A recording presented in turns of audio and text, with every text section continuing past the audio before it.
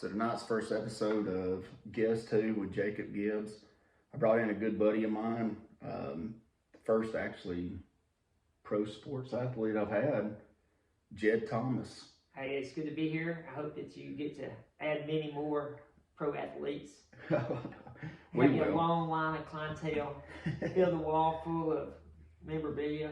Jerseys. And, Yeah, it'd be cool. Yeah, which you brought me. You brought me my first memorabilia with the jersey. Yeah. Hang that thing up. Jed is actually a cornhole professional, Try to be. and there's not a whole lot of those. There's around. not. Alabama's growing. It's taken off as good as any sport ever. I think the COVID era really got people throwing bags. Oh yeah. And so Being inside. since there, it's took off. I know I've been a pro for 2 years, and my first year I was a pro, there was 4. Randall Garrison, Jackson Garrison, Jack Harcrow, and myself. All And- right here. All right here. And then Randall's kind of been an ambassador for cornhole in this area, but it's taken off. Gadsden's got big too. There's a lot of throwers there. But we had 11 ranked in the top 80 from Alabama. Oh wow. In So- the world. In the world standings, Yeah. yeah. So if you in ACO, if you finish in the top 80, you got to have 8 regionals and 4 majors. You take your best 8 regionals and 4 majors in a point system, and if you finish in the top 80 in the world standings, you get pro status. Oh wow. So there's the jersey I'm wearing right now, and that's everybody sets a goal at the beginning of the year. Maybe it's, hey, I want to make top 80, or I just want to go to 4 majors, or I want to make Corny 40. Right. Corny 40 is where you finish in the top 40 in the world, which you get your world's tickets are paid for. You get some invitational tournaments. I don't know if you can see where it's at, but Yeah, it's right there on the front. and right here, see the Field of Dreams movie site. Yeah. They paid your way to go and play a tournament with against the top 40 Oh. at the Field of Dreams movie site. And Where is that at? it's in Iowa. It's in Okay. Iowa. And if you won that tournament, you get to stay in the house that the Field of Dreams was shot at, in the Really? weekend or something there. But I think it's like $2,500 for first. I wasn't able to go because we were starting a house and it just didn't work out, but it was pretty cool. Just, I think the Red Sox played, there's a team that always plays Was it? on the Field of Dreams side. See, I'm thinking of that movie. I'm thinking Angels in the Outfield. Field of Dreams, Kevin Costner. Okay, yeah, where he comes out of the cornfield. That's it. Right. That's it. The cornfield. Yeah. That's been a lot. I hadn't seen that. right. I actually forgot about that movie. So they have a tournament for the top 40 there at that movie site, and the week before, a professional baseball team plays on that same field. Oh, So really? it's pretty cool. Yeah. Yeah, that's all right there. So whenever you're out traveling, some of that kind of stuff, so you got help, you got sponsors. Well, you do. There's a lot of bag manufacturers out there that help, and apparel people, that would. Right. I personally don't have anything but a bag sponsor and dude wipes. Dude wipes. Dude wipes. Most everything's product. We'll supply you with bags, or we'll supply you with, Southwest last year, sent me all the apparel, backpacks, bags, stuff like that. See, that counts for a lot, though. Really, when you think about it, This year I got X level bags picked me up, and now he's sent bags to sell. He's sent money. He's been That's great. good, yeah. And right now, too, gas prices and everything. Oh, yeah. It's just, yeah. Anytime you can get anything given Yeah. to you, it's a lot Yeah, he'll better. pay all my entry fees and stuff, which I haven't accepted much because we've been building a house and Right, been, yeah, been you haven't going. been able to do it. Exactly. Talking about so cornhole. When I first learned about cornhole, me and Whitney had just started dating. So that's been like 14 years ago. And when I told my dad, my dad didn't have no idea about it either. I'm like, you need to come over and play cornhole. He's like, well, that don't sound right. Right. Yeah, it don't Like he's gonna show up and there's gonna be an upside down pineapple. Right, exactly. It's Yeah, that's not good. No, it's not. And that's what I told him. I was like, no, it's a game where you throw these bean bags. So how did you how did you figure out, hey, I'm good at this? Well, it was a lot of work, really. just to touch just a second on the first time I ever heard the word cornhole. Me and my brother Wesley, we're in Bowling Green, Kentucky, at a Buffalo Wild Wings, Really? and they say, "Hey guys, if you want to get in the cornhole tournament, registration starts at 6." And I said, "Let's get out of here. I don't know what they do in Bowling Green, Kentucky." I never heard. I had no idea. And so years later, there was a cornhole benefit tournament at a church, but they wouldn't call it cornhole. It was called bags, yeah, because that didn't sound good. No. And so I called Randall. I knew Randall played cornhole, Randall Garrison, and so I was like, "Hey, my church is having, or a church I was affiliated with at the time was having a cornhole tournament. Would you be my partner?" He said, "Yeah, I'll come be your partner." So he came, and he was just unbelievable. And that kind of made me think, "Hey, this is something else." This is fun. So I, got in the barn, just practiced, and now Randall's got a great facility, and we get to practice a lot. But Yeah, he's built a building. yes, correct. Yeah. And that's what I'm doing with my house. I'm gonna have a So you cornhole have room. like a cornhole room too. That's the reason. Yeah. See, that's neat, man. Because I mean, thinking about like everybody plays golf, or not everybody. A lot of people play golf. People play different sports or whatever. But I mean, being a professional cornhole player, you don't just run into them all the time. No, I mean there's 80 in the ACO, so. Right. Yeah. I mean that's big. In the ACL, I think there's 256. Right. So you're still 320-ish. So there's not a lot. Do they pull out? So like when you get to these tournaments and stuff, do you bring your own bags? Oh yeah, bring your own bags. No, like I said, there's some local stuff that has a social side, and they'll provide house bags. But if you're going to a sanctioned tournament, you'll bring your own bags. So yeah. But there's got to be requirements. As they all got to meet the requirement, and we got a bag here. And now, if you're playing ACO, it needs to have a stamp. It'll say ACO on the bag. Which means they pretty much Right. approved it.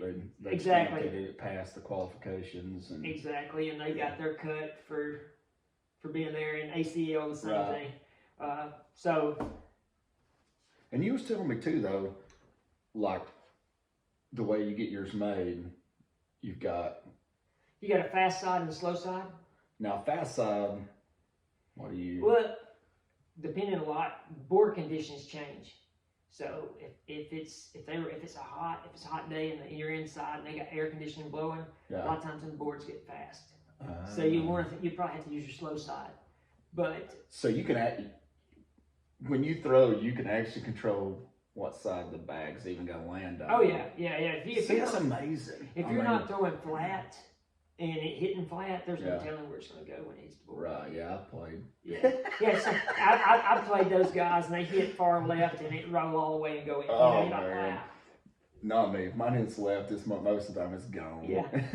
Yeah. So and just say someone throws a block bag and you don't want to have to really throw it hard. You can flip it to slick and just throw it up and let it take care of it. Do you do a lot? Okay, so do you do a lot of blockers?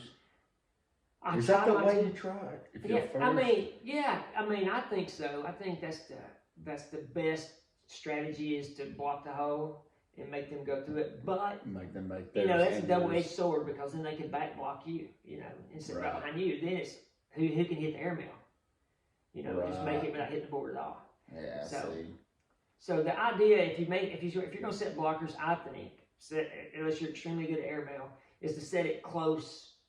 So you can slide it on. Yeah. So you can, so that they don't want to lay behind you. See, and that's what too. Watching some of your videos and stuff like on TikTok or whatever, you guys make like 4 every single time. Well, those are highlight reels. Well, I've seen some of this stuff on TV too. Yeah. But yeah, I mean that's the goal. If you put all 4, then you can't give up any points. Yeah. So the best player in the world is Matt Guy, and that's his strategy is to slide them all in. And if you block, he just automatically shoots over. He don't back block. He don't clean up. He goes over. Right. See, back when I used to play checkers against my grandma, she never moved her back checkers. Yeah. So unless you call before the game, you got to call your jump. Yeah. Like you got to make jumps. You just pile all your people up in the back. So I'm like, I know what it's like because like throwing those things, Yeah. you'd be like, oh wow, you know this. Oh, Which yeah. is, if you threw a blocker in front of me, more than likely I would try to like knock mine and yours in. Right. I mean, but I'm not Yeah, that good. that's what I would want to do. You know, just go ahead and clean Most it of the up. time I'd probably knock yours in, and mine would go off the side. If I'm playing someone who I feel I'm better than, I don't never mess with blocking. I think they're missing enough bags on their own for me just to go in. Yeah. But if they're better than you, sometimes you gotta. Oh yeah, you gotta defense. Man. Yeah, exactly. You gotta play defense. So whenever you so like let's just say I show up at a tournament and I'm not that good.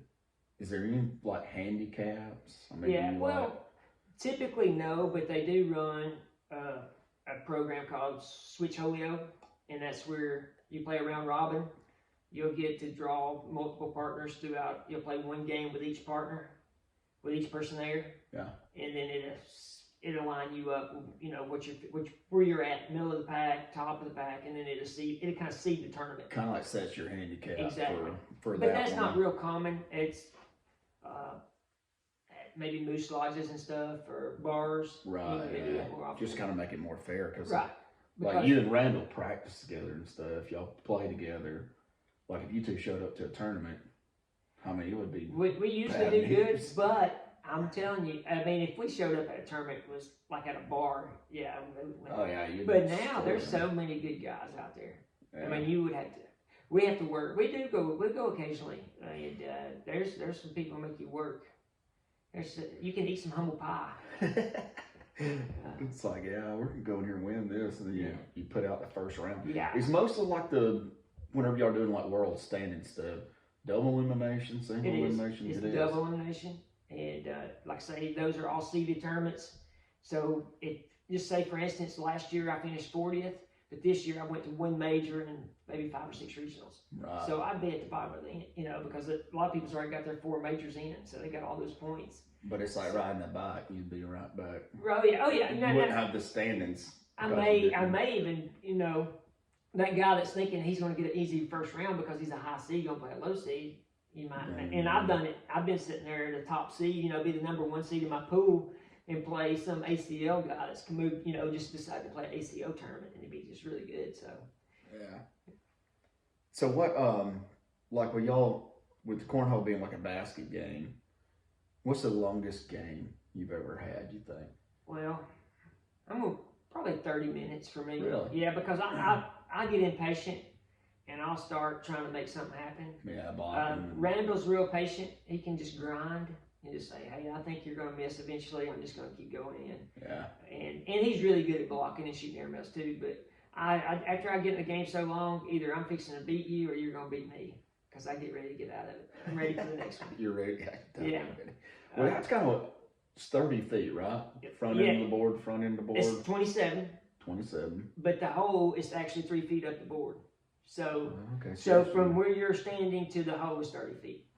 Okay. So each time you throw, all right, that's another question. Every time you've ever played cornhole, like with people or whatever, if you got this right-handed guy, he automatically wants his right hand over the board. How do y'all determine? Okay, if we're playing doubles, yeah, I got a doubles partner, and I always ask him where you feel better at. You like an over the board or outside? Or he's like, hey, I got a really good partner, Shane Fritwell, and so he's usually, hey, go where you want to go. I feel good. Which way you like it the best? I can get harder over the board and just like feel like I can't miss. Really? But outside the board, if I get off over the board, I'm off bad. I mean, I'm like everybody just keep pushing over. So I'm more consistent outside arm. I feel that my outside arm would probably beat my inside arm over, if I threw 100 bags. Right. But there's some days that my inside arm just feels good. Feels good. Yeah. So you got to like. I usually don't. I try not to let it bother. Y'all can't swap either. Like once the game starts. Once that game starts, once you throw a bag, you're stuck with those bags you chose and the sides you're on.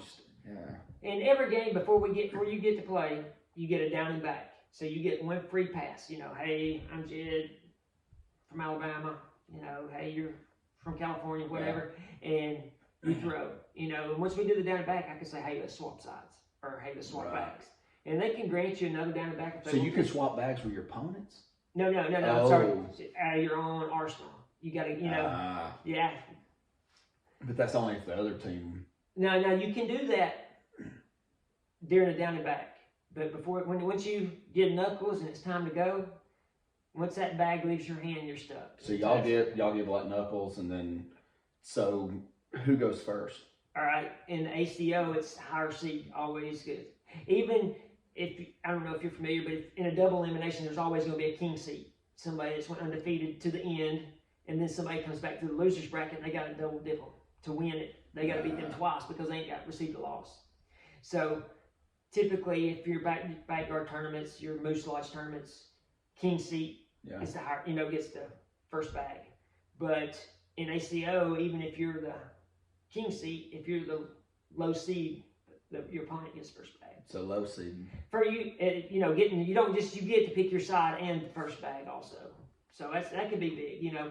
And doubles it could, because I might not want to, you know, my partner might be throwing against you, and you know, we might not match up good. My guy might be, you know, Shane, he's really good at a dirty board, you know, blocks and shooting airmails. So if we know the guy that, you know, hey, that guy throws real dirty, so I'm gonna put him on that guy, and versus this other guy just slides him up the middle. So I see who I'm gonna play. So y'all watch like film of these guys? Well, or just kind of know.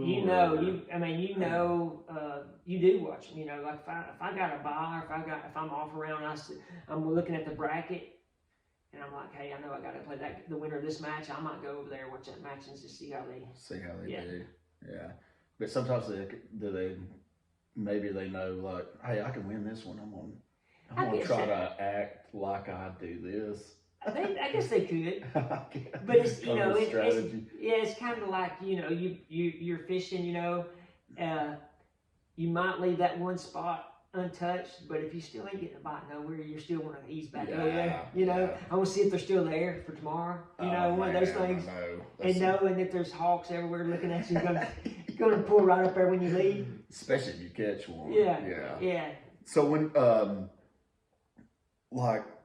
okay, so Alabama has 11 ranked that finished in the top 80. There's another way you can become a pro in ACO. You wouldn't have a see, my jersey's got a 40 on the back, and I've got from 40 in the world. Right, exactly. And I got another jersey. This is just a Corny 40 jersey. It's a gift.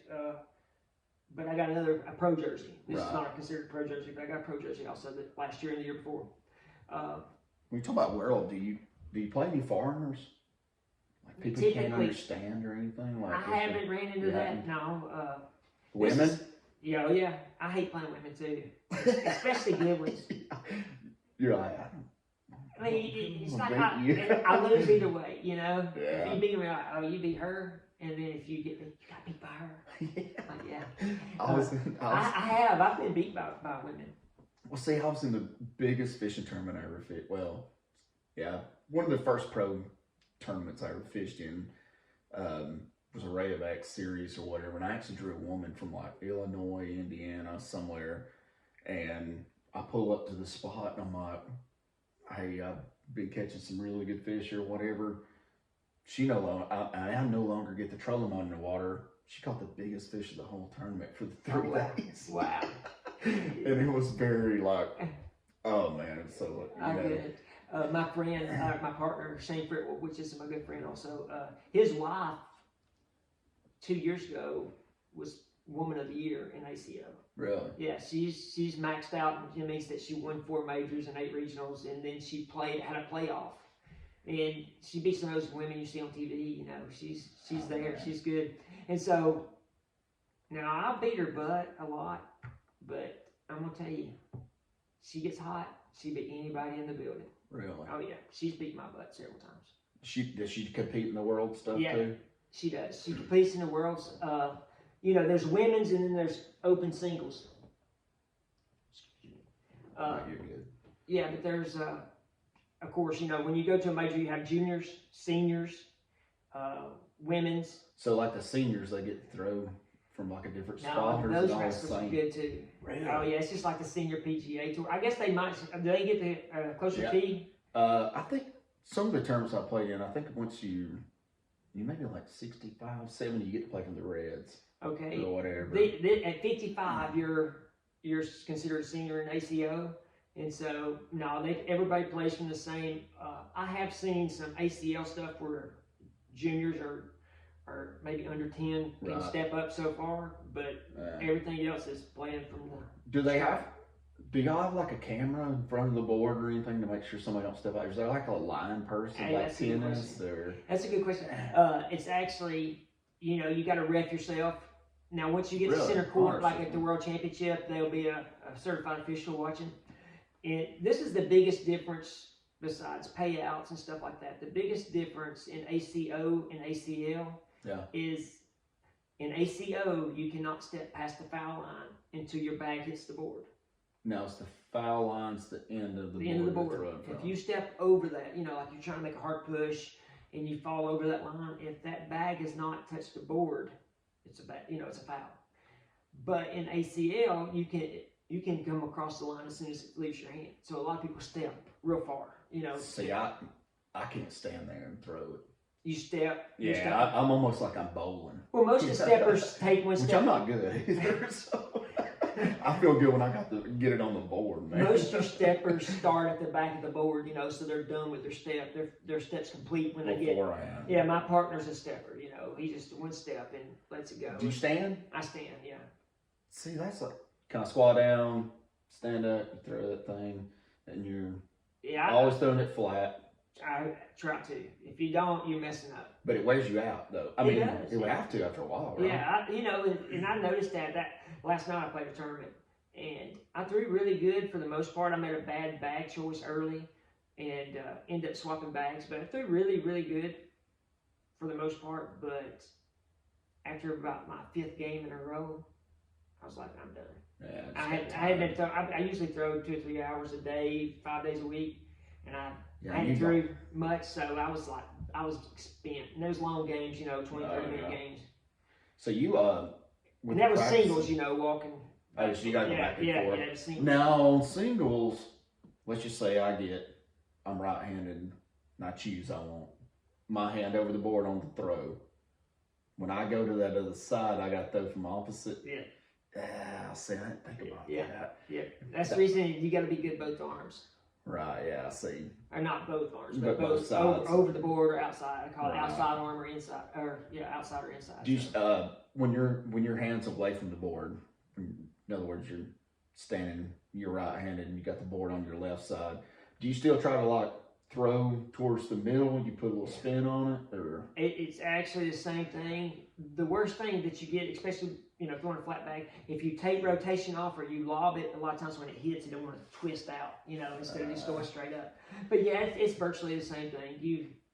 I can step out. You're allowed. You got a box. You got to stay in. How big is that? It's the width of the board 4 by 8. So but that's only 2 foot of the board. So you got 3 foot on each side of the board. That you can actually step out of. I can step out as long as I got 1 foot touching inside the 3 foot. So just say I'm over the board, but I can come out 3 foot and my left foot can be off the mat, but as long as 1 foot's on the mat when I let the bag. So that's interesting. I had a bunch of stuff wrote down, like a lot of this stuff. I'm like, oh wow, wait a minute. Because I see people especially when we play, like redneck cornhole, you might have some guy goes up there and sits in a chair and throws one. You know what I mean? He's like, well, I'm probably gonna lose anyway. You know, especially our games, it don't really matter. And you'll get that occasionally. Like I said, if you go to a bar or Moose Lodge or something, and you're throwing a tournament, you might get somebody that raises their leg up and throws it underneath it or something. You're like, I'm too serious for that. I've always been extremely competitive. Anything I've ever got into, I've sold out. Oh yeah. And I was in competitive coon hunting for a while, and I couldn't just hunt local. I was going out of state. And same with I want to be the best at wherever I do, or I quit and find something else. Yeah, I mean, if you're gonna put your time and stuff into it, I mean, you want to be good. Right. I mean, that's the way it is. See, and that's like with me with fishing.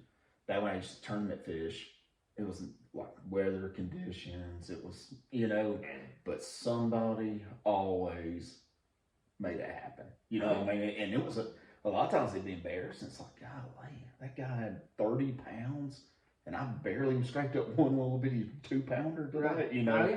Yeah, that's what I know the frustrations of that kind of stuff. I talked to Dr. Lee once, and he was telling me about his boys, Jordan and Matt. You know, and I know you know both of them. He's like, you know, I prayed that those guys would be passionate about something. Right. And he said, Jordan is the, you know, and I'm sure Matt also, but he was speaking of Jordan. He said he's got so much passion for fishing and dedication. He said we launched a boat in January. I went with him just to spend some time practice fishing. And he said started snowing, and he said the only time Jordan sat down, he said I sat down to eat my lunch. He said the only time he sat down was when he pulled the trolling motor up and drove to the next spot. Yeah. He said the sun was setting when they eat when they drive too. Yeah. So he's like, he said he fished the whole time. And that's what it takes. You got to be willing. You get up and go throw the bags every day. You got to put your time in. I mean, it's like working out. You know, there for a while I was trying to work out. Yeah. You miss like a week of working out. And I haven't been back. Oh, yeah. Yes. I get it. I bought a Bowflex. Me and Whitney was going to get in shape, you know, like a week. And then I think we went on vacation or something and came back and it was like, I looked at that thing almost like it could kill me or something. Oh, yeah. And I'm like, I don't even want no part of this thing anymore. Facebook Marketplace. And the bad thing is everybody told us to, they're like, you use that thing about 3 weeks. And I'm thinking, nah, only one. Yeah. well, that's one reason I'm building a facility to throw in. I'm like, I gotta be dedicated, and I hope that when I come in that garage, that I'll go and throw. How many are you gonna throw? How many bags? How many bags are gonna be your goal? My goal is to play the Ghost 10, and I'll explain that. I was gonna say at least one time a day, every day for a year. And the Ghost 10 is, I ain't gonna say I'm gonna beat it every time because, you know, coming in from work, you never throw good after working all day. No, that's golfing. That's anything. You're just... Exactly. But you can play the Ghost if you're playing by yourself, and it'll be like a singles game. But the Ghost gets 10 points every round. So in order for you to score, you got to throw all 4 in. So, yeah, you miss one, he automatically gets. Well, if you can miss one and stay on, and it's a wash. Oh, yeah, that's right, yeah. You know, it's cancel out scoring. So I can throw a 10 and it don't cost me nothing. It's just a... And how many games do you want to win like that? How many? I'm going to play it at least one time every day. I'm going to play it multiple times, but typically I beat the Ghost 10. That means you had to average more than 10, of course. Right, yeah. So you get, exactly. But I throw a lot of 10s. Now, it's hurting me, you know, because... Is it most of the time the first bag, second bag, third? You know, we call it the fourth bag blues or the first bag blues. A lot of times for me, it's my fourth bag. Yeah. But in doubles, a lot of times it seems like, you know, when I'm got a partner, that I'll miss my first bag and I have to finish my next 3. You're looking across and you're like, I don't want to let him down. That's it. You know what I mean? That's it. And there's been that's the worst. That's the worst feeling. That's the reason I like singles, because if I want to shoot the air metal, I just shoot it. Right. Yeah. You don't have somebody else there. It's like depending on you. Exactly. You know what I mean? And even though they probably wouldn't say it, like yeah. with fishing or whatever, like I've been out there before. Partner throws his line over mine every other cast, and he automatically knows. He's like, man, I really messed him up today. Yeah. You know what I mean? Yeah. I never was. I was like, well, we should have, you know what I mean? Like done this, done that. But really and truly in my heart, I'm like, or in their heart, I'm sure too. It's like, I know I was the one that cost us. I've got a great partner. I'm talking about he's fabulous. And I played with Randall too, and you know, I mean, I know his reputation is well known as being a great cornhole player. But we played, and I mean, my partner's good. I mean, he's sure enough good, and he just, you know, really not played to his potential. Right. And he just breaks, you know, he's like, man, I hated it. I stunk it up, you know. And then I'm like, no problem. I mean, I might not miss a bag. And I'm like, we'll get him next time. Well, guess what? Yeah. Next time it's me. And I'm all over the board, and he's like, ain't missing nothing. He's like, hey, man, shoot it. I trust you. And I'm like, I don't trust myself right now.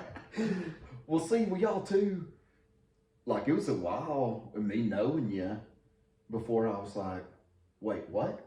Yeah. He's ranked in the world at cornhole?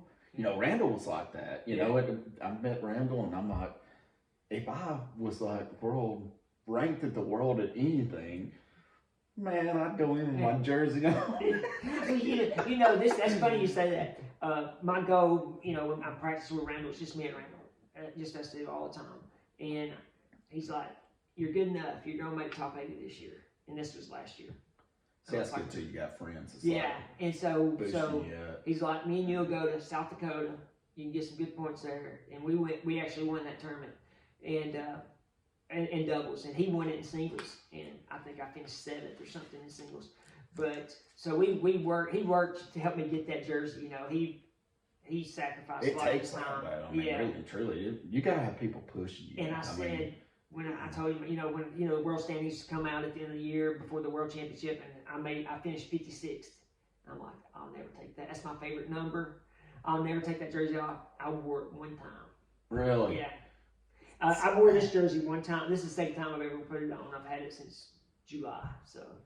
Are y'all okay? So I wear T-shirts. I want to go in so nobody knows who I am. Yeah, they're like, "Who's this dude?" Yeah, yeah. He must have saw a cornhole entry fee. Exactly. What this and exactly. he was like, "I'm on my last dollars. I'm coming in." Yeah. But in okay, so season 18, I looked you up. You won the Nevada Major, and y'all won the South Dakota. Yeah, we went to South Dakota in season 17. 17, okay, then that was in doubles. In doubles, and me and a guy from Jasper, his name's Cage Williams, young guy, 18, 19 years old. Yeah. We partnered up and went out. And my typical partner, him and his wife played together, which she's really good, the Frills. And I think they finished 3rd there. Really? Yeah, what was pretty cool was guy that won the World Championship was there, Gary Ferguson. Okay. And we got to play them our first game. That was our first game. Really? Yeah. So did y'all win? We won. We beat them 21-0. Really? 21-0 against the world champion. Yeah. So See, and again, I could play him 100 times and would never do it again. But it only takes one though. We were on it a few games. See, that's all it takes for bragging rights. That's it. You know what I mean? It's like at your best though. I mean, most of the time you're gonna ring 4 in a row. At my best, I can be good, but it's so hard to stay at your best. And like I said, there's 11 pros, and there's some that's not. And if you're not on it, they will beat you. Yeah. And I actually played a game in Lake Charles, Louisiana this year, and averaged a 10-2. What does that mean? It means that each round I averaged more than putting 3 in the hole every time. So the most you can average if you didn't miss a bag would be a 12. So if you're in the 10s, you're throwing pretty good. If you can get upper 10s, you're probably going to top 5, if not win it.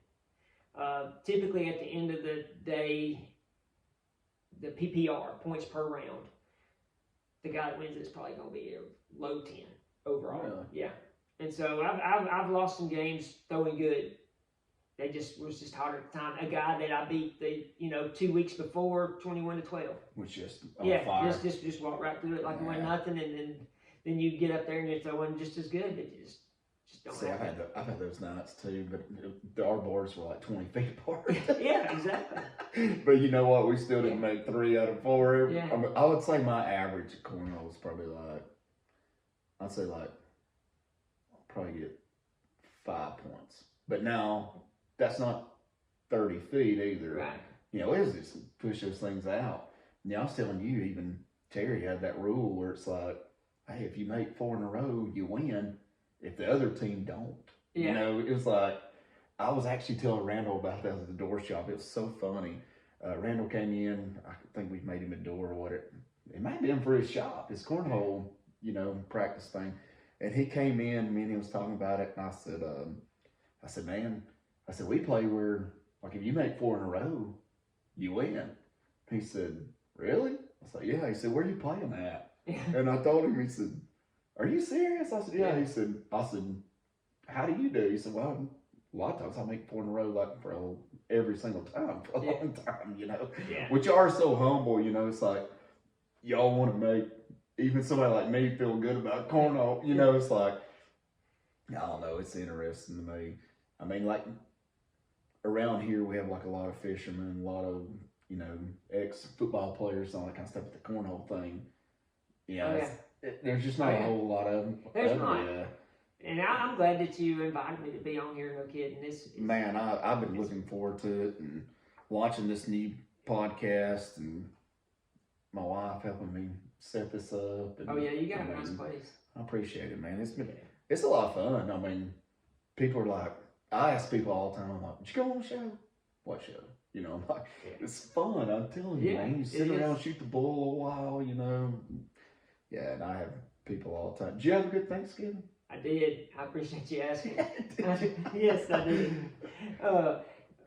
We always get together just at my mom's. We don't do a lot because after you eat once, that's enough. Oh man! If you eat right, one time's enough. There's only so much of it I can take, honestly. That's right. I'm a 4th of July guy. I'm more like, let's have some burgers, homemade fries. You know, I can do that. Yeah, I like that. I'm a burger guy. Wings and burgers. That's yeah. I like that barbecue. Right. My mother's trying to call me on the phone. The other one that called Sean, he was supposed to help me out with making sure I had my sound stuff right, and he was actually throwing up yesterday, so he didn't. Oh wow! Yeah, all that stuff's going around right now. So you said with COVID though, everybody okay, but y'all using your own bags. That's right. Yeah, think about that. I know. I jump around a lot, man. That's cool. No, that's a great question. ADHD or ADD or whatever it is. And when nothing was going on ESPN because of COVID, basketball, everything shut down, Cornhole was still going. See, that's when Cornhole took off. I mean, Cornhole has been big, but it's not been big nationally.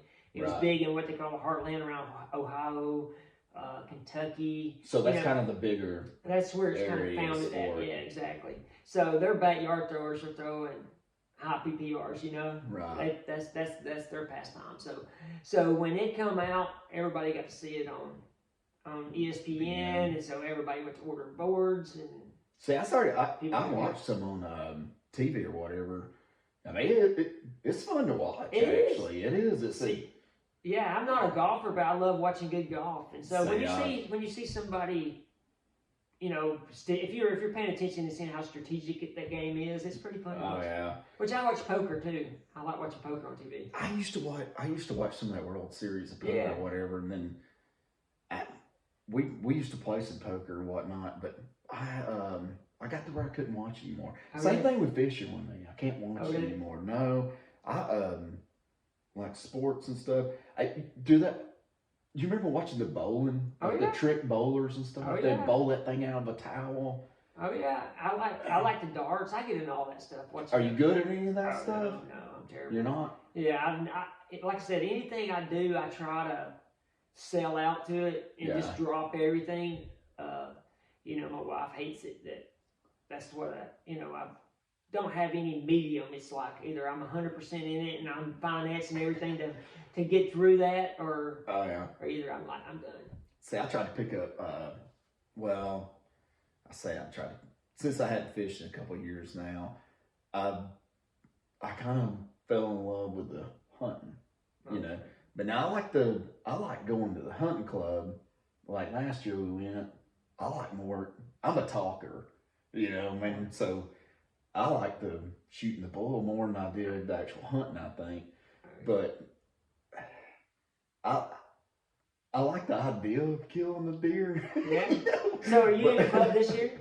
No, I always go as a guest. Yeah, no, I'm not. Okay. No, I ain't gonna join no club.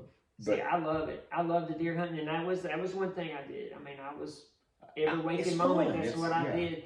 But I've gotten a turkey hunting, and now I will miss a cornhole tournament to go turkey hunting. Really? Oh yeah. See, I felt like I know a lot of people's really into duck hunting, and I don't feel like they deer hunt. I feel like if you're in like the bird hunting part of it, that people that's what they're into, and they don't really care about the rest of it. Oh yeah. Is turkey hunting like that, or no? Well, more or less no, or it's just a big. I mean, I've went on duck hunts, and it's just. I mean, maybe it wasn't a good duck hunt, but the turkey, when I can get up at 3 o'clock to go turkey hunting. Man, I gotta make myself get up to go do anything else. See, I don't mean. Like even the hunting club, I hunt in the evenings. I drink too much that night. I'm an evening hunter too. Now, like I said, since I quit deer hunting or don't deer hunt near as much, once I had kids, bringing them up and taking them deer hunting, that was more fun to me. So I'm an evening hunter if I go hunting. But turkey hunting, I get up, I make sure I'm there well before daylight. I'm in the woods. I try to roost one the night before, and so. So what's that mean? I go out and just mainly just sit and listen, see if I can hear them fly up. And a lot of times they gobble on the roost when they fly up, you know, a little before dark. Right. And so I'm in there trying to. All right, he's gobbling. He's probably 500 or 600 yards. Right. So the next morning, I'm sitting where I think he gobbled from. And so right as the sun's breaking, you know, you just hit your call, you know, you up a few times, and then he's. So you use the hand call, you don't use the one. And I don't use the one. I used because I didn't scove up until August. You know, it's kind of spit it out, go back in. So I didn't do the diaphragm call. I always use a slate or a box. And man, I've had them just, you know, hit gobble right on, go in there, fly down right on top of you. Do you you ever shot one with a bow? No. Yes, I did. Yeah. I did. That was I've seen deer. that. That's awesome. That was in a fall deer hunt, though. You know. Really? Yeah. See, it was where I was hunting at in Tennessee. They allowed fall turkey season, and so it was more. It wasn't calling them in like spring is when they're gobbling. Right. It was ambush. It was a turkey hunt. It was a deer hunt that became a turkey hunt. Now do you I guess I always heard people talk about ducks, like the way they taste and stuff. Like turkeys. Oh yeah. Turkey's good. I know it is. I love the turkey, but like the duck. You ever had any duck? I have. I wasn't happy with it. It's greasy, ain't it? Yeah. Yeah, I've heard it's like. Yeah, I wasn't real happy with it. Some people love it. I got some friends in Louisiana I go red fishing with. Yeah. And now they're the redneck. I mean, they're I love Louisiana people. They're pharmaceutical reps. You know, big. I mean, dollar bills. Oh yeah. But they're Cajun rednecks, and they go to eat. They don't go for the. I got the Drake waves on and the secret, you know, the sick stuff. Even though they do have that stuff, but they're there for the meat. Right. Yeah. See, I always dress up playing golf because I'm like, man, I want to at least look like I'm good. Yeah. You know what I mean? Yeah. I see that at cornhole tournaments occasionally. The guy that had the hat on backwards, you know, and he's got that jersey. Hey, that guy's who I want to draw, and he's like, it's like I got this jersey, man. Earphones in, you know. It's like, are you sponsored by Monster? Yeah, exactly. Nah, I just love the drink. You know what I mean? It's like, fishing's the same way. Like, you would go to these tournaments, all these people would have like all these jerseys, all this kind of stuff on.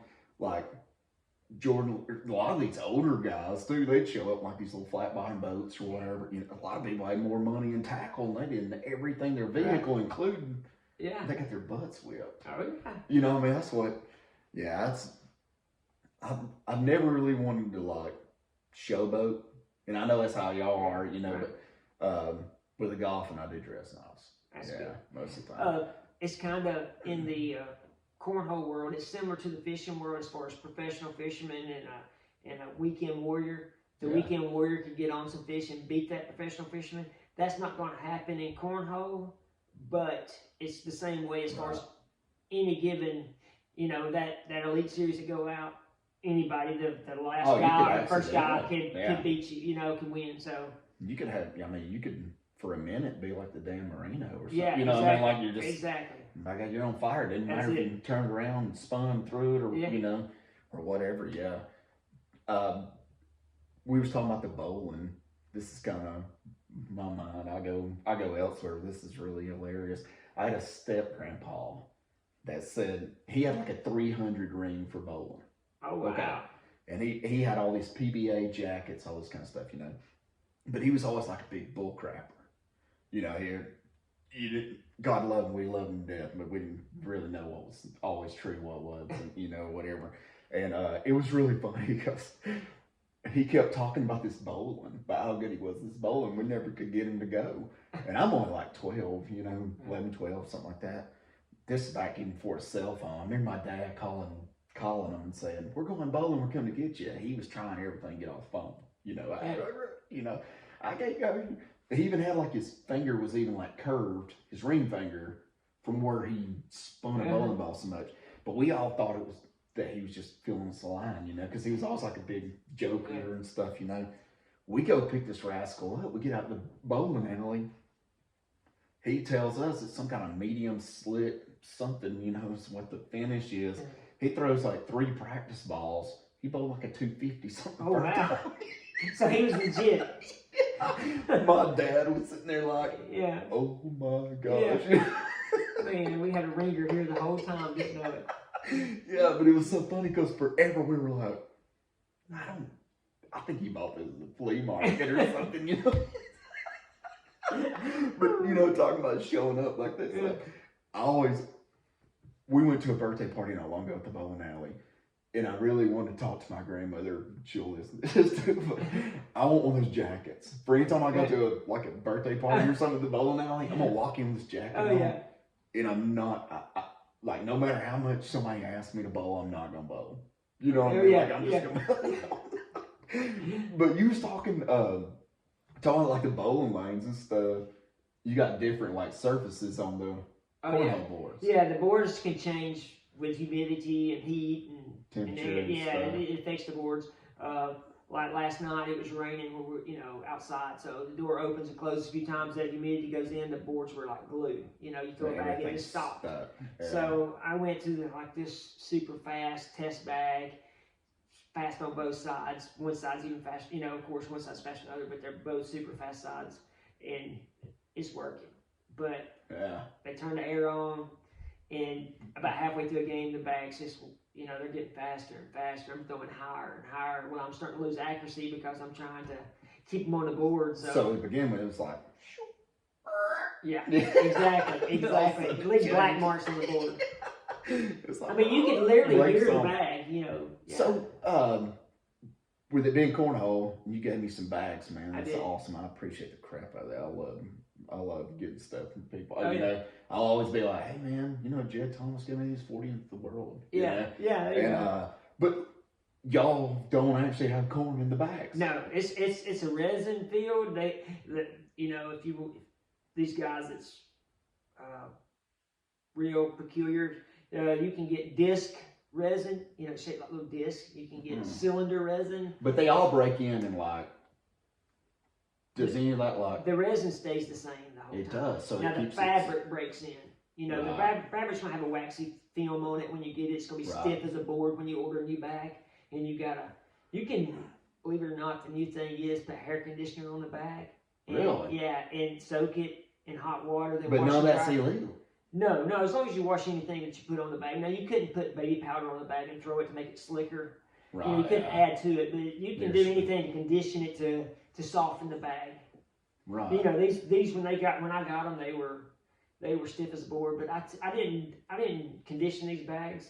I wanted to break them in natural, throwing them. But I'd be sitting there watching TV, with a bat in the living room and just kind of tap on them. Hitting on them with a bat and stuff, trying to, knock some of that crust off of them. See, that's what, back when I was in school, probably when you was too, you remember the hacky sack came out? Oh, yeah. Oh, man, you was packing that that hacky sack or whatever, getting that thing right. Yeah, so that's the same. On your shoe. Oh, yeah, so you just stop it. Yes. Was you ever good at that? No. They was always the outcast, It's like the squares, over there. There's over there with their bogging on with a hacky sack, and I'm like, yeah, I was one of those guys who walked by. I was like, I can do that. Seriously, man. Yesterday I landed one on my head, but it wasn't on purpose. Yeah. Somebody say, "Yeah, what's your show?" I didn't play hacky sack. Yeah. What happened to hacky sack? I don't know. It went fast, didn't it? Yeah, I ain't seen it in a long time. Pods. Do you remember? Throwing pods, you had like that weight. They look like coins, but they're cardboard. No, I don't remember that. Pogs, not pods. Pogs. Yeah, like you get like an opponent or whatever, and hey, they'd throw like 5 of their best pogs in. You throw like 5 years, and you had these slammers, and it was bigger than $50. It was maybe like a 1/4 inch thick, and when you rear back through it, you hit the top of those cardboard cards, and whatever flipped over was yours. Oh, no, I don't remember that. Oh, it got pretty serious. I know a couple guys got beat up. Yeah. Like got their Pokemon pod. Oh, wow. Wow. Yeah. I remember hearing about marbles, but I ain't never played no, I marbles. never played it. I just heard about it. But I threw some quarters with some black guys at the railroad before. Oh yeah. Yeah, Maurice. Like pitch it to the line. Oh man, yeah. We threw it a wall. At a wall, closest to the wall. Could you yeah. hit the wall or? It didn't matter wherever it settled. Yeah. You were good. Yeah. Maurice would like leave with like 2 pockets full of quarters in some of his hands. Oh yeah. Yeah. It's funny talking about old stuff like that, man. It's push you back into time. It does. Like I said, there's the kids would be out there freezing cold playing hacky sack. I don't think I ever kicked one my whole life. But really? Yeah. See, I had one, but I just wasn't good at it. Yeah, if I did, I wouldn't have brought it out in front of nobody. You would have been throwing it, trying to read something. I would have practiced at home every day until I got good at hacky sack. They had different ones of those too. I think there was some for like if you was showing out. Like oh really? No, I'm kidding. I'm talking about the cornhole bags. You got like slick side, slow side. It's like everybody used to get in that circle. You know, they kick that thing back and forth and all that. Yeah, that's a skateboarders. It's a skateboarders game. I think that's right. Yeah. I don't know if it like helped them with their balance or something, but yeah, it's those skateboarders. Oh yeah, we never had many at Fairview. Skateboarders, not skateboarders, no. Which it may have been a year or two. I'm a little older than you. How old are you? 39. I'm supposed to be 39. February. Yeah, well, I ain't much older. So You're 42. 42, yeah. So you would have been 1999. Yeah. 99. 23 years you've been in school. I've been out here 20. Yeah. I mean, it don't seem like that either, man. I'd go back tomorrow. Man, I love school. I did. I didn't do good at it. But I didn't love the work. I just loved the atmosphere. No, I did too. I like to see my buddies every day. And I liked school so much. I went to summer school. Besides when I had to like pass. You know what I mean? My dad was like, I failed on purpose so I could go to summer school. Yeah, my dad's like, do you like this? I'm like, that's why I got friends all around. Yeah. You know, because I went to summer school with them, you know, or whatever. It's like, hey, who's that boy you was talking to at the ball game? I ain't never seen him before. He from Beaumont? Yeah. Summer school. I went to Beaumont twice, actually. Yes, Hansville once. Oh, wow. Yes. I got in trouble at Hansville, though. I actually thought I was going to get kicked out of summer school at Hansville. Their gym is full of bats. Really? Like flying bats, yeah. Wow. And this girl, she was kind of gothic, so maybe I thought she would think it was kind of cool or whatever. But I actually put a bat in her lunchbox. In one of those metal lunchboxes. We got back in the classroom, this thing went berserk. She's like, I don't know what's going on. And I'm like, don't open that. Because we're back in the classroom. That's the only thing that saved me. Can you imagine if she'd opened that lunchbox, that bat would I didn't know how dangerous it was. It was just kind of laying there like helpless, and I just kind of took the lid and scooped that thing in, you know what I'm talking about, buckled it up, and I set it back over. And it come back to life. It came, I imagine it's probably pretty dark in that lunchbox, you know, so it's just probably hanging upside down, sleeping in there. But that thing, all of a sudden, we're sitting in class, and I kept thinking in my mind, man, because you know how you're like, I shouldn't have done that. You know, like I was thinking that the whole time, like, did I pass her a note? Tell her, hey, don't open that lunchbox. This is gonna bring more curiosity. She's gonna want to open it. And finally, man, that thing went crazy. So like he took that metal lunchbox and it had like a tennis ball. He like shoot that thing back over.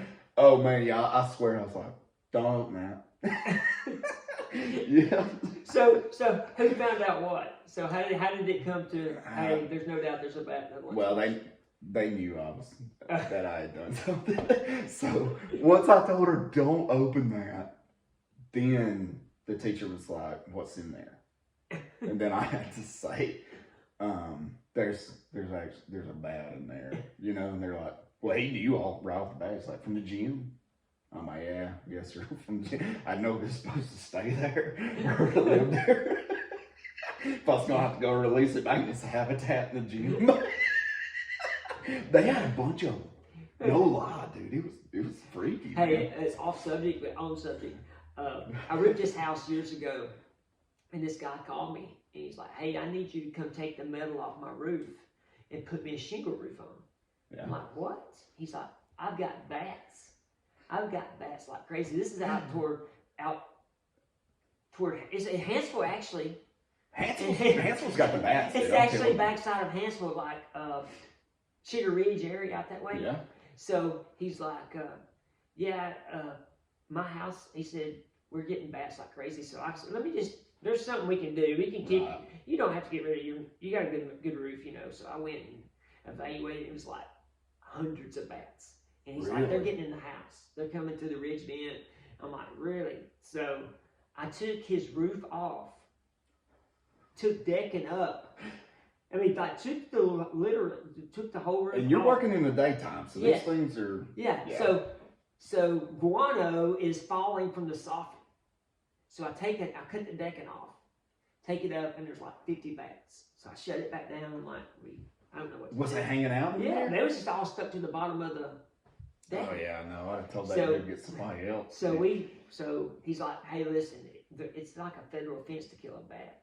I'm like, what? He said they're like protected. He said I've already spent $2,000 on pest controls, and he had stuff wired up and so they can't even like try to get rid of. Right, but I did. Yeah. When I flipped it over, I went, I went to hammering them things. I filled up 2 5-gallon buckets. Bats are small. Oh yeah, they are. And so when I put the roof back, I put screen in between each rib. So they couldn't get back in there. Over everything, screened everything up. So he was going to work. It took me all day. And so then he called me, he said, hey, you fixed my problem. I said, what? How do you know? He said, I got 13 bats in my house. I said, what? He said, I killed 13 bats this morning. He said, they couldn't get back out. He said, so we're good. So I wouldn't. That was my only bad experience ever. Mine wasn't bad. It was really funny. But I don't know what I was even thinking. It's like, what good's going to come out of putting a bat in somebody's lunchbox? Oh, man. But for whatever reason, my 17-year-old mind, I thought it was a great idea till that thing went berserk. Wow. That's pretty funny. I would have never thought, I was telling my daughter, I think, I was like, hey, did you listen to their podcast with Jacob and Whitney? Yeah. And I said, he was telling about his brother. They went to like Golden Corral. I can't remember my name. Oh, yeah. Corral, and he made the ice cream. And she's like, yeah, Dad, you told me twice already. I was like, that's the funniest thing. Me and my brothers have so many funny stories, man. I could almost do like a podcast of just me and them two just telling old stories. That's what when you need them on here so they can rekindle those memories. Yeah.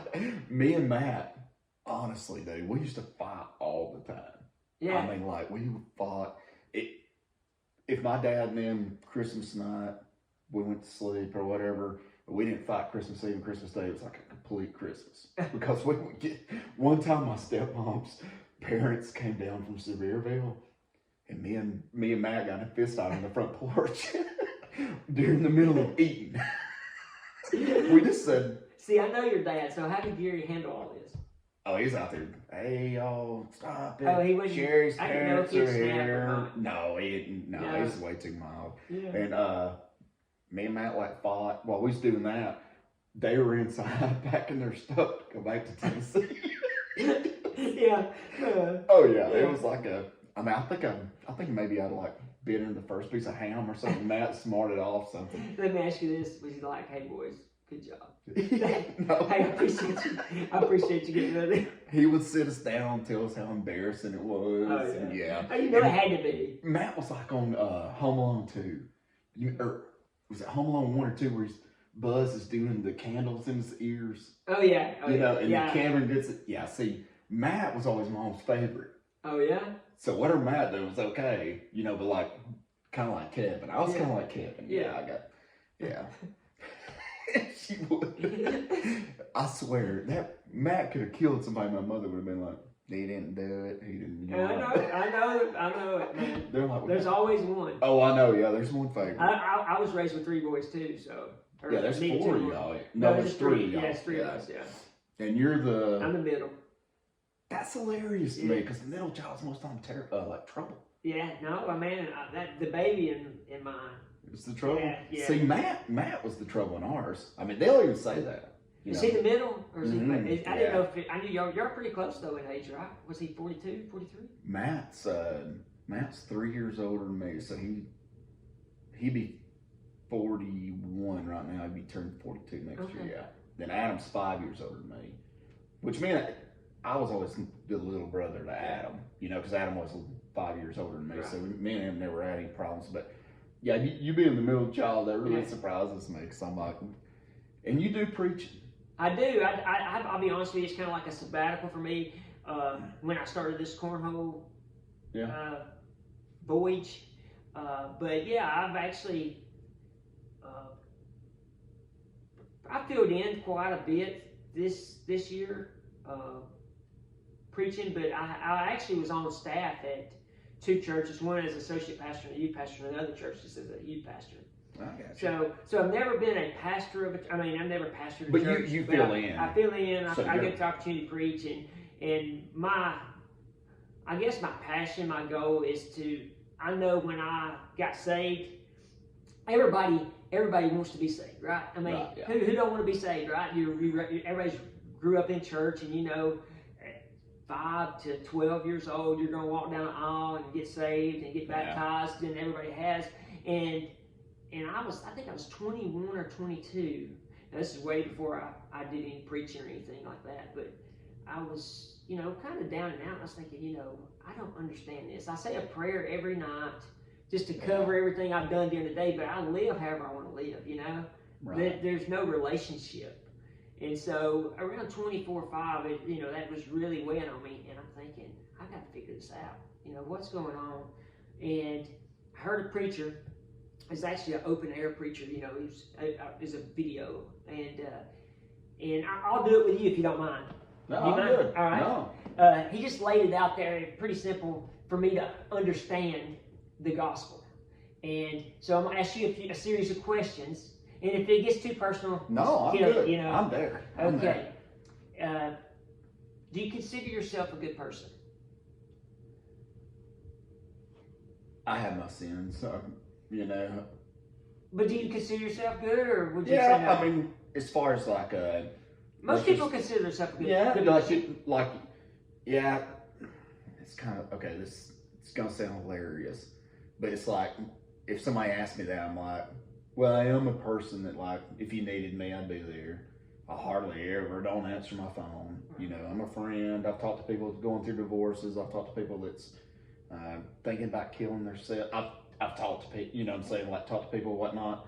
But then again, I cuss a lot. You know what I mean? But yeah, I would consider myself a good person. Yeah. Okay. Yeah. And I think that in Coleman, Alabama, where we live, that there's a big, huge percentage of people who should consider themselves a good person.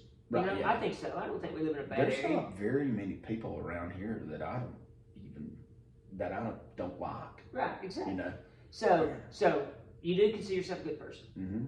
This guy, he pulled out $1. He's like, I got, or 10 or whatever. I got $5 or $10 for whoever considers himself to be a good person. And you know, everybody raised their hand. Yeah. And he's like, okay, let me ask you this: have you ever told a lie? Oh yeah. What do you call someone that tells lies? A liar. Liar. Have you ever taken anything that didn't belong to you, regardless of the value? Have you ever stolen? You know. Stealing's not something that's really been in my. Me either. I mean, I have. I'm sure I have. I stole something. I can remember in kindergarten one time I stuck a G.I. Joe down my pants and walked stiff-legged until I got home, and Mama made me walk stiff-legged back. You know, she whooped me, buddy. I mean, it's kindergarten, and I pulled it out when I got home. I said, "Look, Mom, so and so gave it to me." She said, "No," and we went back. And it was bad.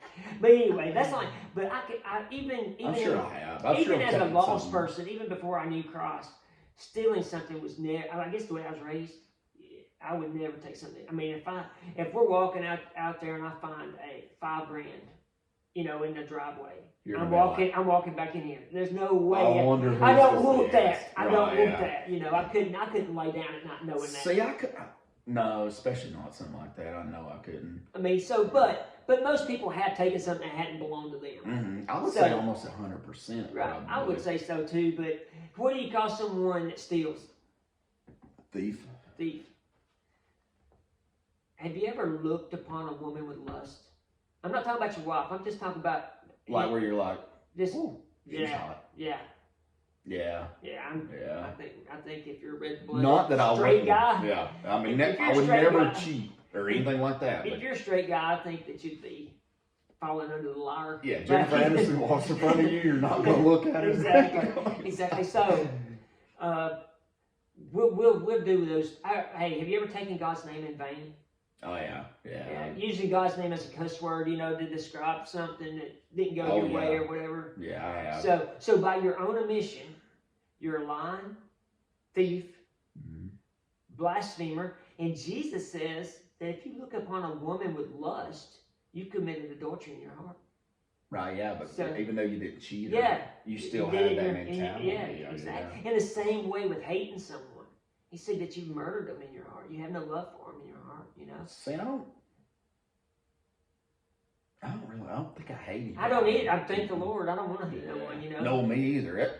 You're like me, though. We're like social butterflies. Like I want everybody to be my friend. That's it. You know what I mean? I go out of my way, even if I think, I don't really think that person is ever going to be, eating a hamburger together. Nice. But I'm going to go out of my way to be nice, you know? And even sometimes I'll spend some more time on those people. Sure. Yeah. And my thing is joking with them. I got some guys that are like, I don't need no help with my strap, whether he's strapping something down, on his truck or whatever. And I'm like, well, that thing's twisted all up and the hooks done fell off of him.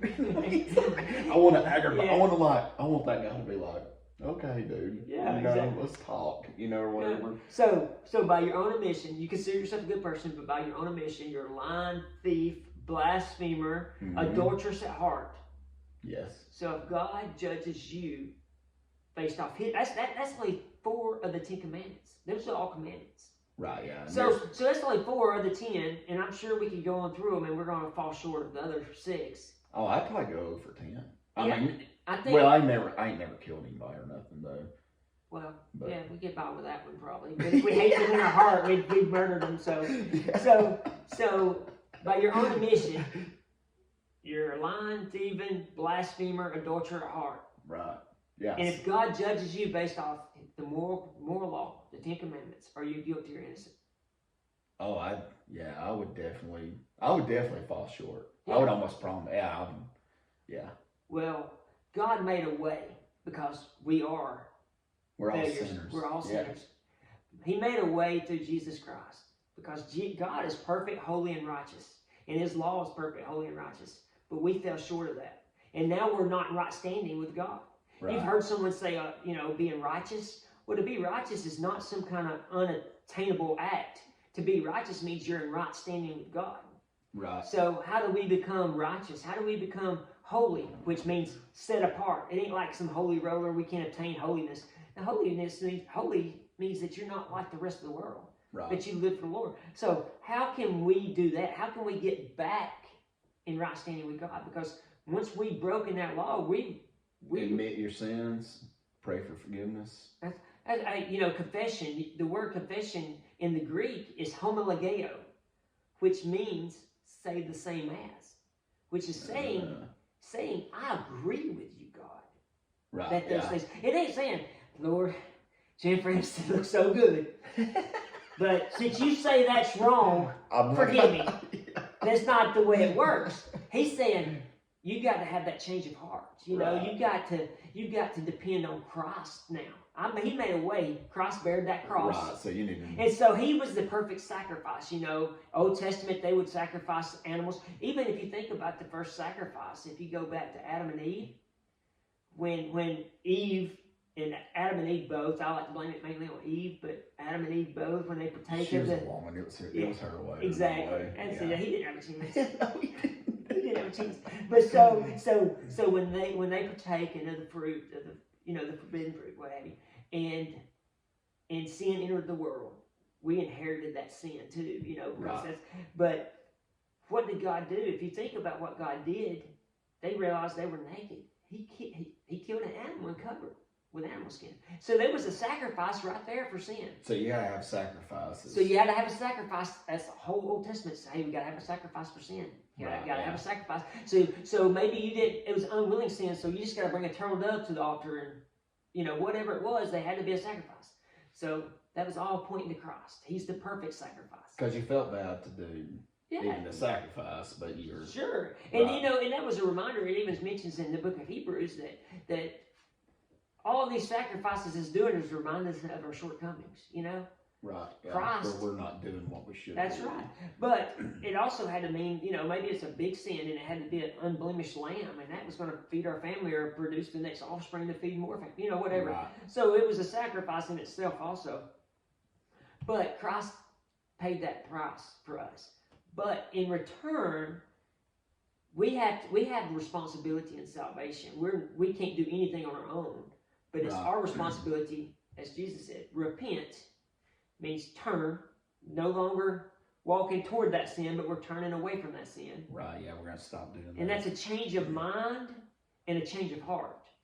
Doesn't mean that you would never be tempted back with that. There's Jennifer Aniston again. It don't mean that that's not going to happen. But I can promise you, when this gospel, I'd have to go to the pulpit. when I'd have to go to the altar because I'd be like, I'm sorry, God. When God allowed me to really, we opened my eyes to see that there's a bridge there's a gap between me and him now, and Jesus is that bridge. And once I seen that, you know what? I don't look at, I have no problem not looking at women. That doesn't bother me now. At one time, yeah. I love my wife. I like to call it eye candy. I like the eye candy, but now if I see that jogger, I'm like, I ain't gonna give you the time of day, That's right. Yes. So in return is once I learned that, hey, I'm a sinner and I'm lost, and I wanted to get saved at 5 because I didn't want to go to hell. I heard the preacher saying we was gonna go to hell. I don't want to go to hell, but I didn't know what I was being saved from. I wanted to be. I didn't want to go to hell. So you want people to make it at an older age decision? Yeah, I think it makes more sense to you. It was very comprehensible if it was explained correctly. I'm not blaming that pastor, but it's like, repeat this prayer after me and raise your hand. Oh yeah. So everybody in there raised their hand. If they didn't, they was Well, after we had Leah Kate, I actually asked the preacher. I said like babies and stuff, because they won't do like the celebration or like a baby dedication. Yeah, baby dedication, not celebration. Yeah, like a baby dedication or whatever. And then I was asking them, they were like, well, the children are based off your faith. Is that right? Because I'm like, what denomination? I gotta walk. Presbyterian? Methodist? Yeah. It's kind of like they are through like your Christianity. I don't. No, which a lot of people, a lot of people think. Yeah, well, there's a lot of people too that think.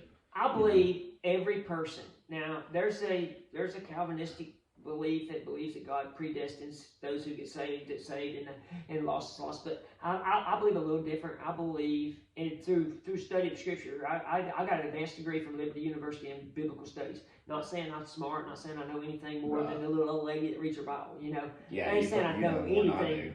I ain't saying I know anything, but from what I gather through my studies is that every person ever born, will be drawn by the Holy Spirit, will feel the need of giving their life to the Lord. Whether they do it, that's on them. Right. And even your children, as much, I would recommend praying over them every night every time you think about it, pray that that God, you'll draw them and they'll be receptive of your Holy Spirit. That they'll go to the right path. And they'll accept you as Savior and live their life for you. See, Lee Kate, 7, be 8 March. She asks like a lot of questions. Yeah. Yeah, and she's one of those kids too that's like, so and so's mom's sick. We should pray or and stuff, and that's where I fall short of a lot of that. I'm not gonna lie to it, and just no other reason than I don't know. I fall short on that kind of stuff. Like you preaching, I can't get up from a crowd. Yeah.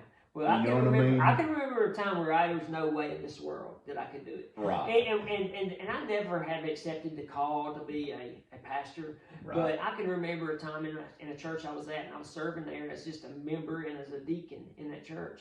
And there was a need, and I'm like, a fellow deacon, he said, I'll preach this Sunday. We're without a pastor. I'll preach this Sunday. Can you prepare and try? I was like, oh man. That's the last thing on my mind. And so I did. I prepared, and as broken as it was, or however poor it was, I was like, hey, you know what? I don't know enough. I need to educate myself more. You know, See, I think that's everything though. God You always gave me- feel like you ain't got enough. Yeah, you know? so yeah, and you know, and we're not enough. Nah. Taste Jesus, you know. Right. And so I went and went to school, and again, not to pastor, but just to be, you know, to Learn more. learn more. Just so maybe, you know, a conversation between me and someone else. You know, maybe I can explain the gospel in a way that they hadn't heard it. This makes more sense, because that's what it took for me. Yeah, I'm a the dumb Bible's country boy. very confusing. It can be, yeah, exactly, and it is. It is, and it is extremely confusing if you don't take it systematically at whole, you know? Right. And so, I mean, you hear so many people that, well, I'm a TikToker, so you get on TikTok and you see people judge not. You know, you shouldn't be judging. Well, if you read that in the context, Paul was telling them, you know, the phrase is, it's like, don't take the speck out of your brother's eye where you got a log in your own, right? Yeah. It says, remove the log from your own eye, sweep off your own front porch, so you can see you. clearly to remove the speck out of your brother's eye. Right. Now, we're You not... can't go in there and just be like, hey man, you need to quit smoking cigarettes. Right. Well, I've got a dip in my mouth. Exactly. and see, and a lot of people will probably bash me, but I know I'm a Baptist, denominational wise. I feel like even a lot of churches I've been to that's not Baptist, we're Baptist. Yeah, exactly. But dipping and smoking, I mean, your body is a temple, but I mean, I do feel there's liberties as a Christian. Not saying that you have a right to sin, but I don't see that necessarily being a sin. I really don't. And, right, I mean, yeah. You know, but you might meet the next Baptist preacher, and he might say, "You go to hell if you put tobacco in your mouth." I just don't see that. You know, if someone drinks, you know, beer, you know, you can go first. Paul's telling Timothy, he said, "Hey, drink some wine for your stomach, man." But you know, historically speaking, what was going on in that time? You know, maybe the water's bad and they needed to ferment it to purify it a little more, whatever. It talks about not getting drunk too. Exactly. Right? Yeah. And so me personally, I don't drink, and the reason I don't drink is because, for one, hey, you got kids at home, one falls, busts their head, and you got to rush to the hospital. Well, I'm 6-pack deep. Yeah. Where's baby at? You know. Yeah. So I don't drink because I think it's a sin to drink. I just find other reasons where I don't feel that. You know what I mean? Which is a very true statement. I mean, right. like what you just said. Like Right. if you're both of you's 3 sheets to the wind. Yeah.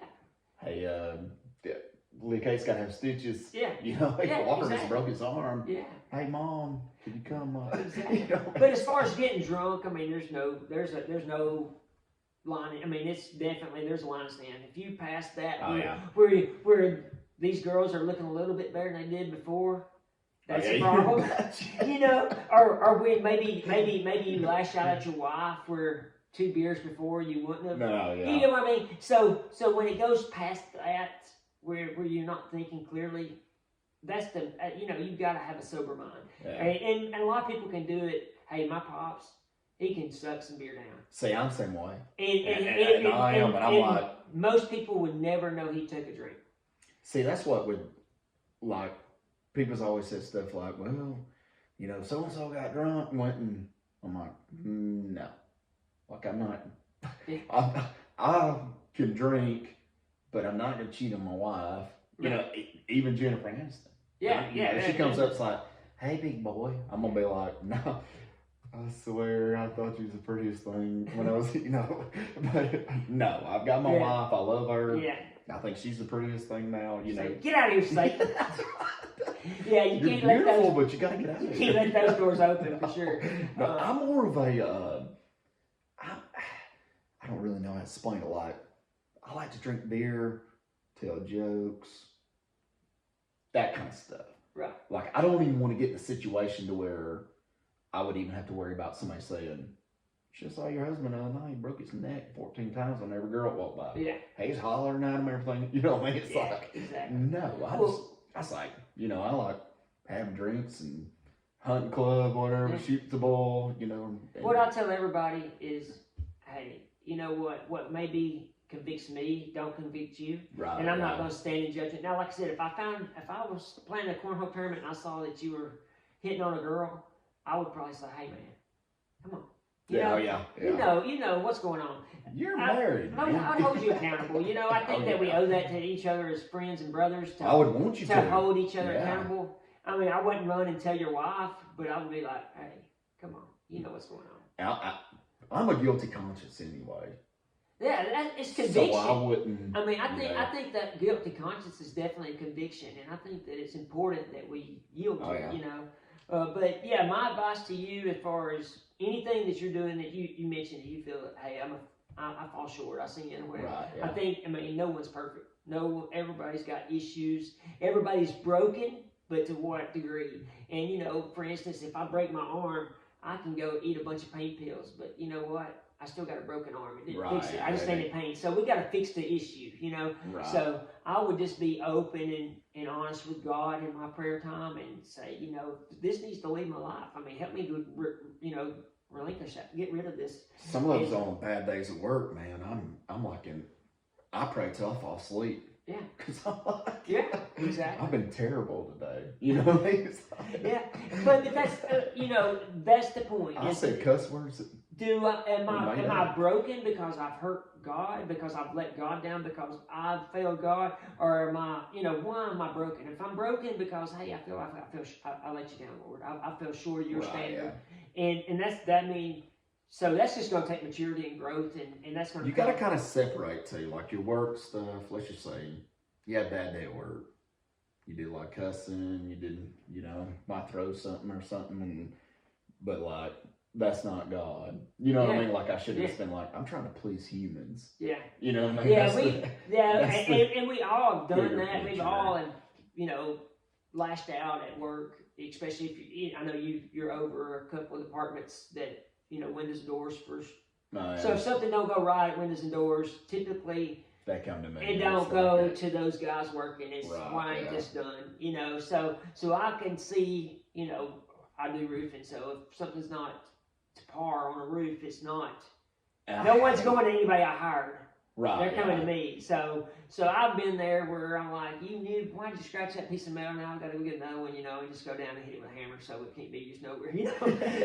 Why did I do that? I've got to be a witness. I've got to show these guys. You got to show them that. Yeah, I got. Hey, you know what, guys? We all do. I've scratched metal myself. It's all right. Yeah. That's what a lot of times, like when I have a mad customer or whatever, most of the time I'll tell them like, it's like, we're gonna fix it. We're gonna make it right. I know you're mad, but we're gonna make it right. Yeah. That's all we can do. And if somebody, no matter what I'm dealing with, if I'm buying a product and it's not working, but the manufacturer's saying, hey, we're gonna get it. It's warranty. You're good. Right. Fix it. I mean, what else can you say? No. And when they keep going, and you're like, okay, you're 2 weeks behind now. I know how that is too. Yeah. Like we've had some doors come in too, and you go to work that thing and you mess it up or whatever, and you got to tell that customer it's gonna be 4 or 6 weeks again. Yeah. You know. But most of the time I just call people on the phone. I'm like, hey, listen, I'm just gonna go ahead and tell you, I messed this thing up. I'm sorry, but you can use this one. Or whatever. Maybe I did the door handle wrong spot, or or something. It's like, you can use this one till the new one comes in, or or whatever. Most of the time, people are pretty understanding as long as you are honest with them to begin with. Being up front is a big deal. It is, and it's a big deal for me too. Instead of messing up that door and saying, "Hey, it didn't come in, still didn't come in." Yeah. See, I'd rather just be like, right, here's the truth. Let me just tell you the truth. This is what happened, and I promise you, when that door arrives here, it's gonna be the first one I do. Yeah. What I mean? Like if I'm in the middle of something, it's gonna throw it off the table and start working on it. But yeah, most people are pretty understanding, especially around here. I feel like most people are pretty close knit around here. Oh yeah. Oh yeah.